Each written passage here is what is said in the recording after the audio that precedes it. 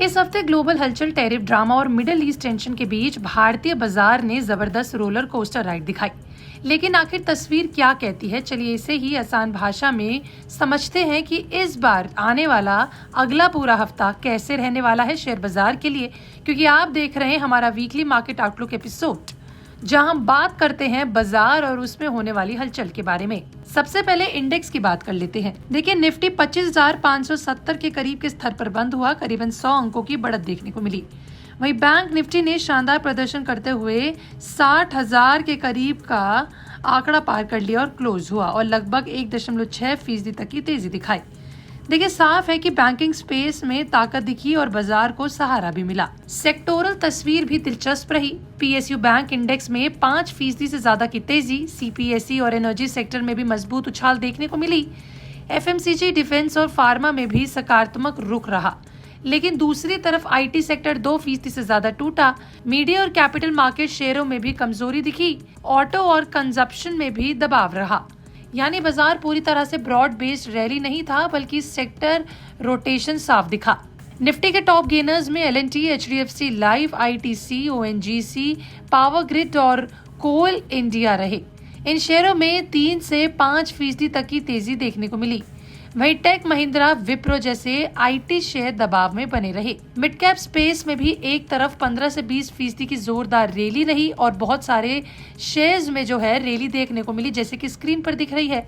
तो वहीं दूसरी तरफ कुछ शेयरों में 10 से 19% तक की भारी गिरावट भी रही, जो आपको स्क्रीन पर दिख रही है, जो ये बताती है कि स्टॉक मूवमेंट जो होता है वो पूरी तरीके से तेज रहे। अब बात करते हैं उस बड़ी खबर की जिसने ग्लोबल मार्केट को हिला दिया।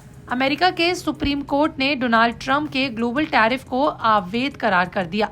9 में से 6 की बहुमत के साथ कोर्ट ने कहा कि राष्ट्रपति आईईपीए कानून का इस्तेमाल कर इस तरह के टैरिफ नहीं लगा सकते।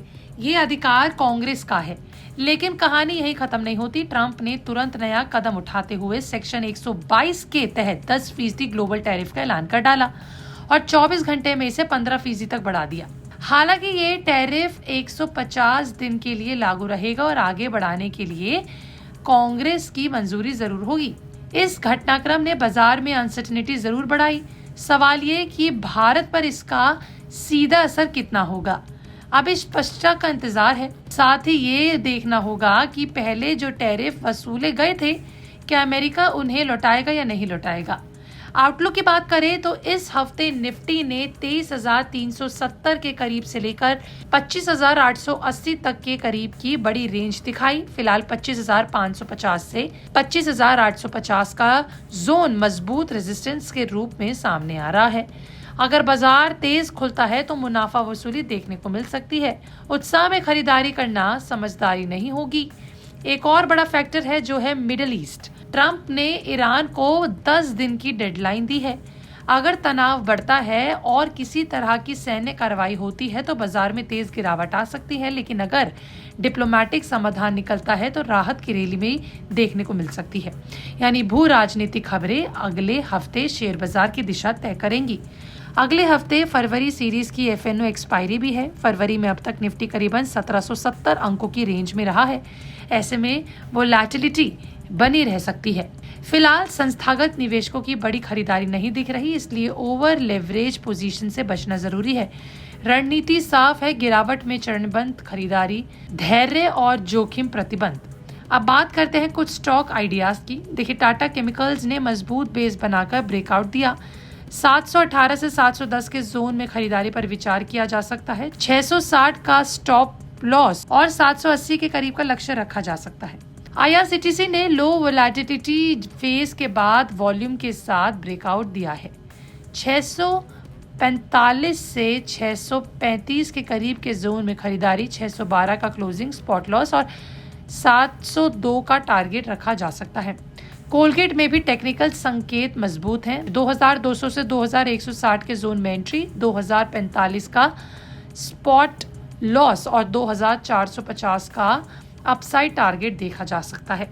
लेकिन याद रखें, ये सुझाव short to medium term trading setup पर आधारित है। अपनी जोखिम क्षमता और पूंजी प्रतिबंध जरूर ध्यान में रखिए। यानी कुल मिलाकर बाजार में अनसर्टेनिटी है, लेकिन घबराने की जरूरत नहीं है। वोलेटिलिटी के दौर में सबसे बड़ा हथियार है धैर्य, यानी पेशेंस। तेजी में भागना नहीं, गिरावट में अवसर तलाशना है।